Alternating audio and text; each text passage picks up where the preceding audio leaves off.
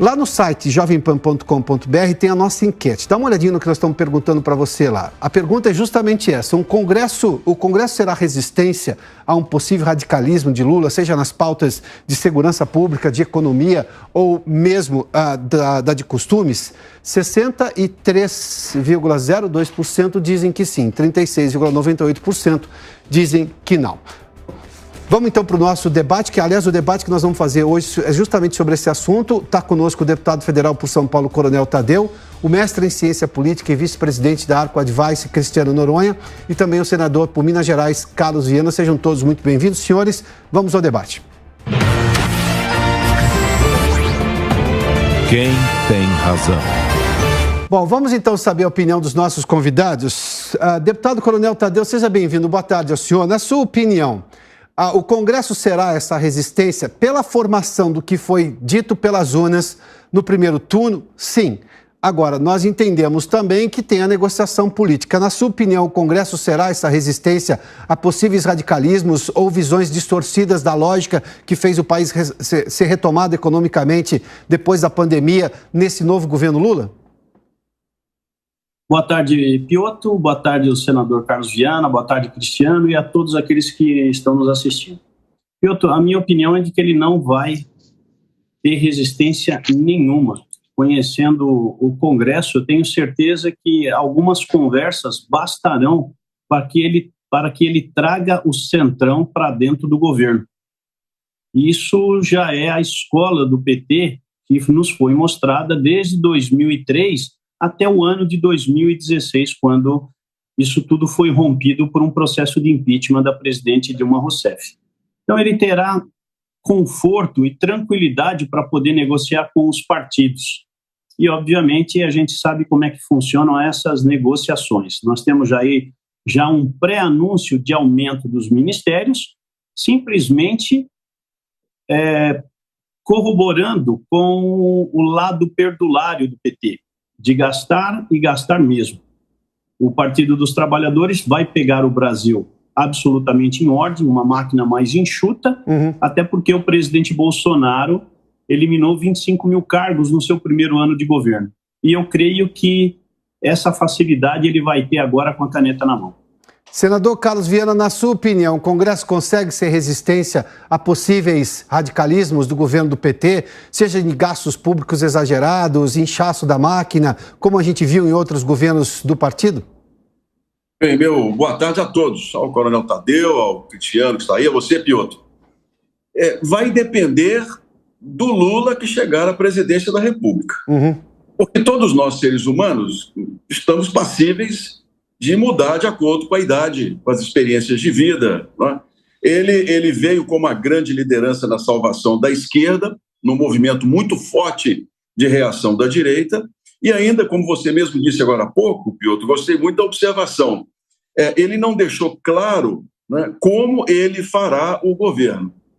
Naturalmente, e aqui eu faço uma avaliação pelos evangélicos, do qual sou parte, sou uma das lideranças, de que nós não vamos abrir mão das nossas pautas de comportamento. E exatamente o que a esquerda, na época de Dilma Rousseff, tentou fazer com os evangélicos, que era empurrar a goela abaixo determinadas leis que tirariam o equilíbrio do respeito religioso, a liberdade de culto, né, de execução daquilo que, para os cristãos evangélicos, é muito importante, que é seguir o que a Bíblia diz dentro das igrejas. Se o governo tentar, mais uma vez, voltar com essas pautas, haverá uma resistência muito grande. A Frente Parlamentar Evangélica aumentou, nós somos hoje em torno de 180, há uma força. Então, o que se espera dessa leitura é de que essa margem muito apertada, de 2 milhões de votos, deixe um recado claro ao PT, deixe um recado claro ao ex-presidente Lula. Não repita os erros do passado.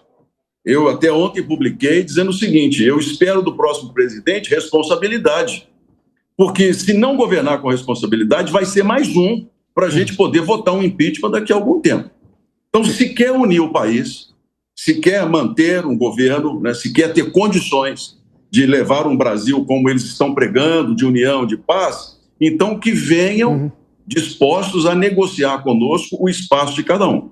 Na questão das pautas econômicas, claro, a direita perdeu a eleição. A esquerda tem o seu embasamento, tem as suas convicções, que nós vamos analisar. Nós do PL no Senado somos 14, é bem provável que consigamos fazer uma oposição robusta, com boa parte, inclusive, de partidos menores, mas vamos ser uma voz crítica. E, para deixar bem rápido, a gente observa e com preocupação. Eu espero que os erros não sejam os mesmos. A gente vê o presidente da Argentina chegando, o presidente de Cuba mandando. Por quê? Eles, a vida toda, foram financiados pelo Brasil, que não cobrou nada. O dinheiro nosso foi lá para fora, sem retorno. Vamos acompanhar com tranquilidade, mas vai depender do governo, Piotr. Cristiano Noronha, boa tarde, seja bem-vindo. Na sua opinião, o Congresso conseguirá ser essa oposição? Aí, a esse aspecto, por exemplo, o Brasil gastou muito com países do ponto de vista dessa lógica de financiar governos, sobretudo amigos e de esquerda, da lógica do partido e não do país. E boa parte desses investimentos, desses empréstimos, não retornou ao Brasil. Tem a questão perdular em relação a gastos públicos e tudo mais. O país vai ter superávit, inclusive, neste ano. Há uma recuperação econômica. Na sua opinião, o Congresso vai entender o momento de preservar os ganhos até agora e adicionar ganhos novos com uma nova visão econômica? Ou corre o risco de ceder à pressão do governo federal agora na nova gestão Lula? Bom, boa tarde, Piotr, boa tarde, Coronel Tadeu, boa tarde também, senador Carlos Viana. Bom, Piotr, o nosso Congresso, ele tem vocação governista, né? O nosso Congresso, em geral, ele não gosta de ser oposição, essa tem sido a tradição do nosso parlamento. Agora, a verdade é que o ex-presidente Lula vai assumir um Congresso Nacional bem diferente daquilo que ele assumiu quando ele foi eleito presidente da República pela primeira vez.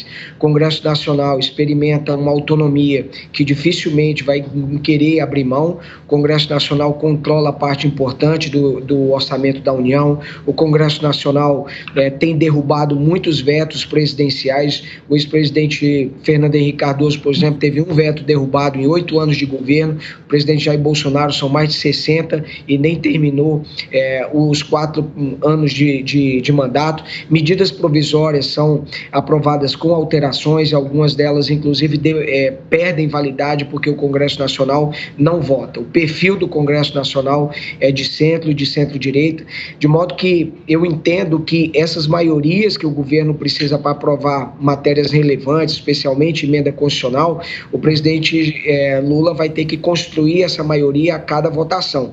Se nós olharmos no Congresso Nacional, a base que elegeu os partidos que apoiaram o presidente Lula, eles elegeram apenas 139 deputados e no Senado foram apenas 15. Isso está muito longe sequer da maioria simples da Câmara e do Senado. Portanto, essas maiorias elas vão ter que ser construídas de votação a votação. E o Congresso Nacional, acredito eu, se vier uma pauta atendendo muito a setores radicais da esquerda, ela vai ter dificuldade ou vai passar por profundas alterações quando analisadas pelo Congresso Nacional. O Cristiano faz uma observação aí, e eu concordo justamente por esse ponto, que eu tenho um Congresso hoje que é muito mais, pela lógica a constitucional já deveria ser, mas ele também é muito mais autônomo, seja do ponto de vista daquela coisa do Pires na mão para conseguir uma emenda do governo federal que era trocado por voto lá atrás, o próprio orçamento que era chamado de secreto e agora vão mudar o nome para dizer que não, que é participativo, enfim, que é tudo uma questão de narrativa, mas ele vai continuar existindo. Esse Congresso não precisa tanto do governo federal para, digamos, ter as suas emendas e alocá-las nas suas regiões, na região de cada um dos deputados e senadores. Coronel Tadeu, pegando por esse aspecto, o senhor não vê essa autonomia como, digamos, algo importante nesse Congresso que, por exemplo, lá em 2003, quando Lula assumiu, ou mesmo os governos Fernando Henrique, o Congresso não tinha essa autonomia. Daí essa lógica muito governista lembrada aí, o histórico do Congresso que o Cristiano fez menção. Eu vou discordar. O que são apenas 40 bilhões quando você tem um universo de aproximadamente 200, 300 bilhões ou até mais que você pode controlar. A ganância dos políticos, ela não tem limites. A boca do lobo é muito grande. Eu tenho certeza que eles não vão abrir mão desses 40 bilhões e muito menos de ministérios, secretarias, diretorias, presidência de estatais e assim por diante. O que fez o PT no passado, em 2002, eu tenho certeza que vai se repetir. É claro que eles vão tomar todos os cuidados para que logo de cara não tenhamos os mesmos escândalos, como eu volto a lembrar aqui, Carlinhos Cachoeira, Mensalão, Correios e assim por diante. Mas o modus operandi do Partido dos Trabalhadores é o mesmo. Eles vão chegar, vão colocar os seus apaniguados nos mais diversos cargos e para atrair o centrão para dentro do governo, eles vão oferecer também outros cargos. Ontem mesmo, no próprio discurso do presidente, ele já anunciava a criação de ministérios. Então, portanto, eu não consigo aceitar essa visão na medida em que todos os políticos, eles sempre dependeram dessas verbas, têm que levar esses recursos para suas bases, e aí nós sabemos que em muitos desses recursos há uma troca de favores, há um repasse de propina, porque os políticos precisam desse dinheiro para fazer as suas campanhas. Então é uma sujeira muito grande que tem por detrás disso tudo, e principalmente nos anos do PT. Eu aqui tenho que falar essa verdade clara e nua para que a população entenda, que não se surpreendam que esse Congresso cairá no colo do PT em pouco tempo. Deputados e senadores, é só confirmar os números para que se dê um conforto em votações que o PT queira introduzir na Câmara e no Senado, por medidas provisórias ou até mesmo por leis, mas isso fatalmente vai acontecer. Foi o que nós vimos no passado e que eu acredito que vai se repetir sem nenhum problema. Senador Viana, vou colocar um ponto a mais agora no meu questionamento ao senhor. A gente ouviu durante a campanha o presidente, então candidato Lula, era questionado sobre a equipe econômica, o mercado obviamente tinha interesse em saber disso, e ele dizia, se eu disser quem vai ser meu ministro da Fazenda ou da Economia, eu perco apoio de outro lado. Bom, fato é que ele tem ali de grupos políticos um monte de gente e a preocupação é tentar entender como cabe tanta gente dentro do governo. Aliás, só o pensamento dele, o pensamento de Alckmin já é difícil de colocar no mesmo lugar. Mas o senhor acha que o caminho para conseguir essa maioria vai ser distribuindo cargos em criação de ministérios? E porque novas estatais gera custo, e eu não sei exatamente o quanto que isso vai ser comportado também. E tem um detalhe, eu entendo a posição do deputado Coronel Tadeu, mas hoje os políticos estão muito conectados com as redes sociais, eles também sofrem pressão da sociedade, as coisas são muito mais transparentes, diferente do que era lá atrás, em 2003. Na sua opinião, troca de cargos vai ter a força maior do que a pressão da sociedade, desse grupo gigantesco que não votou em Lula e também dos que, por exemplo, se abstiveram? Podemos dizer que nós temos um grupo gigantesco de pessoas, e nesse caso é maioria contra o presidente eleito que teve maioria nos votos válidos. Eu peço até desculpas em discordar do coronel, né, que tem a experiência dele de política, né, teve a experiência dele agora. Eu estou político há 4 anos, também não vim de nenhum mandato, tudo mais. Agora, eu sou vice-líder de um governo, apoiei o presidente Bolsonaro e acho que fica bem claro aqui que nós temos aqui pelo menos 2 direitas. Não é? Uma direita que entende que o diálogo é necessário. Foi isso que nós fizemos para que todas as reformas e os projetos do presidente fossem aprovados no Senado e na Câmara. E existe uma direita que não quer negociar, que entende que um governo tem que se fechar como num quartel. Foi o mesmo erro do Trump e, de certa forma, o mesmo erro do presidente Bolsonaro em entender que não se dialoga com outras áreas da sociedade. Eu tenho razão e os outros não têm. Não é assim. Política você faz buscando o consenso. E não é só no Brasil. Se você for na Noruega, na Suécia, nos Estados Unidos, qualquer lugar, você vai ter que buscar consenso. Agora, esse consenso ele tem qual limite? Essa questão, por exemplo, dizer que o orçamento secreto vai ter corrupção, vai ser... A corrupção existe e é do capitalismo, isso é em qualquer país do mundo. A corrupção já existia antes, quando as verbas, que são chamadas de secreto, e disse bem, é uma narrativa, porque não existe orçamento secreto. Isso aí foi uma forma, e vai ser um dos primeiros assuntos que vai ser esquecidos, que é a forma como nós temos hoje no Congresso de manter uma base aliada e de negociar com eles, porque todo o dinheiro público é publicado. Todo mundo sabe para onde foi o dinheiro público. Tanto que quando é errado, o próprio governo vai lá e investiga, como pegou lá na Codevasf do Maranhão. Então aqui, dizer que o PT vai usar cargos, ministérios, para poder fazer o consenso, é como se a gente não se olhasse no espelho. Não foi isso que o presidente fez também? Não foi isso que nós fizemos para poder manter e conseguir em 4 anos uma base de governo que nos deu uma série de avanços? Isso é certo ou isso é errado? Vai da visão de cada um. A meu ver, eu que estou na política hoje, todo e qualquer governo vai ter que chamar para negociar. Olha, o ponto é esse aqui. Vamos negociar aqui um orçamento, senão o país não anda, vamos negociar. As questões, e aí me preocupa e eu concordo com o coronel, por exemplo, os primeiros 4 anos do governo Lula foram governos muito alinhados com o que Fernando Henrique Cardoso fez. Sim. E com uma temática. Depois, nos outros 4 anos, que aí veio um Congresso totalmente alinhado, foram 4 anos de financiamentos, né, da esquerda na América Latina. Esse erro é que não pode ser cometido. Mas negociar, dialogar, é parte da política, não tem jeito.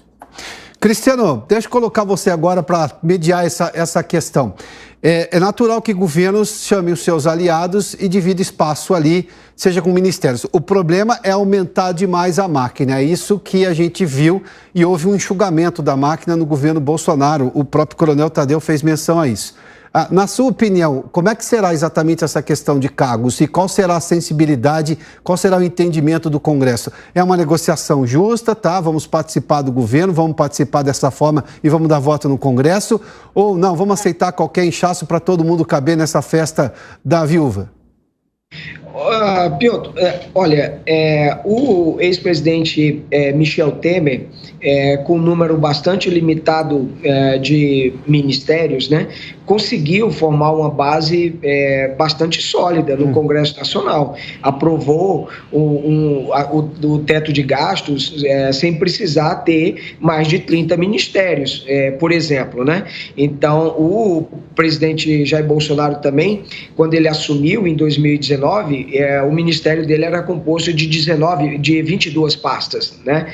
Contado aí, inclusive, até já o Banco Central, inclusive, que tem status de ministério. Então, e obviamente que o presidente Jair Bolsonaro, no início, tentava negociar com o que ele chamava de bancadas suprapartidárias, isso acabou não funcionando e ele teve que ceder e chamar os partidos, mas ainda dentro da lógica de uma máquina relativamente enxuta. É bem verdade que no ano passado ele inclusive prometeu recriar, por exemplo, o Ministério da Indústria e Comércio, por exemplo, sob uma pressão do setor produtivo. Agora a gente voltar a ter, de fato, 35 ministérios e tudo mais, isso já eu acho que é um inchaço, não seria necessário, agora, e, portanto, é uma iniciativa, né, que o presidente Lula deve fazer, mas para atender a essas alas mais radicais, vamos dizer assim, da esquerda. Esses ministérios que devem ser criados são ministérios da igualdade racial, ministério voltado para a questão indígena e tudo mais. Então, atender a demandas específicas de diversidade e tudo mais de um governo que ele pretende concluir. Agora, não necessariamente você precisa inchar tanto a máquina para construir essa maioria, assim como fez Temer e como fez Bolsonaro. Deixa eu só voltar ao senador Carlos Viana para o último questionamento, senador, por gentileza. Nós vimos episódios de censura agora, censura prévia, determinadas pelo Tribunal Superior Eleitoral, e a gente não viu o Congresso Nacional reagir a isso. Ou seja, estava se indo contra a Constituição do país, nós mesmos aqui fomos vítimas na Jovem Pan, mas não somente nós. A gente corre o risco de ver esses episódios sendo repetidos porque, por exemplo, o presidente do Senado não se manifestou sobre esse assunto da censura.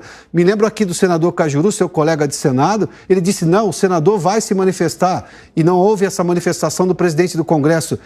O Congresso vai ser muito duro na defesa da Constituição, sobretudo nessa questão das liberdades?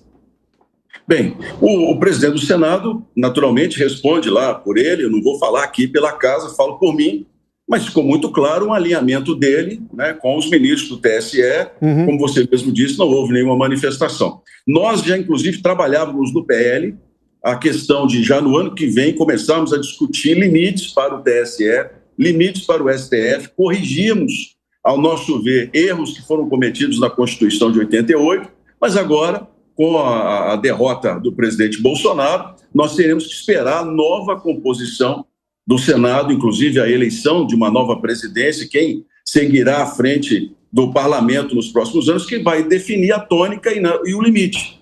Claro que eu duvido muito que o atual governo do PT vá querer fazer qualquer mudança constitucional em relação às coisas. Acho isso muito difícil e, a meu ver, um atraso. O parlamento está devendo uma resposta à população nessa questão do STF e agora, com esses atos do TSE, você tem toda a razão. Espantaram, chocam e mostram que a gente precisa de um novo arcabouço legal que torne o judiciário mais independente, mais confiável, o que hoje a população não tem. A confiança é muito pequena. Agora, Piotr, se você fosse mineiro, você usaria uma expressão que nós aqui, Coronel Tadeu e Cristiano, conhecemos muito da política, que chama-se Ministério de Papelão. Ministério de Papelão é aquele que é só a fachada, ele não tem dinheiro, né? Isso no orçamento, quem falava isso era o ex-governador Hélio Garcia, falava que é ministro, mas é ministro de papelão. Você pode até aumentar o número de ministérios, desde que você não aumente os gastos. Essa é uma questão que a gente vai ter que ficar muito de acordo com. Mas vamos esperar. Eu acho que agora o momento é de aguardarmos e mantermos uma oposição firme dos nossos princípios, uma oposição que continue mostrando os erros que o PT cometeu no passado, que foram muitos, como diz o Coronel Tadeu, e que a gente não quer repetir na história da política brasileira. Senador Carlos Viana, deputado Coronel Tadeu, Cristiano Noronha, muitíssimo obrigado pela participação nesse debate aqui do Prós e Contras. Agora são 4 horas e 23 minutos. Vamos lá, só para ver o resultado da enquete, Demetrios? Vamos lá? Está lá no jovempan.com.br, você pode participar. A pergunta que nós fizemos foi essa, olha. O Congresso será resistência a um possível radicalismo de Lula, seja na área econômica, seja na área de costumes, ou mesmo na segurança pública, que é outro tema que chama muito a atenção? 63,51% confiam no Congresso, 36,49% dizem que não, que o Congresso não será essa resistência. Agora, 4 horas e 23 minutos e...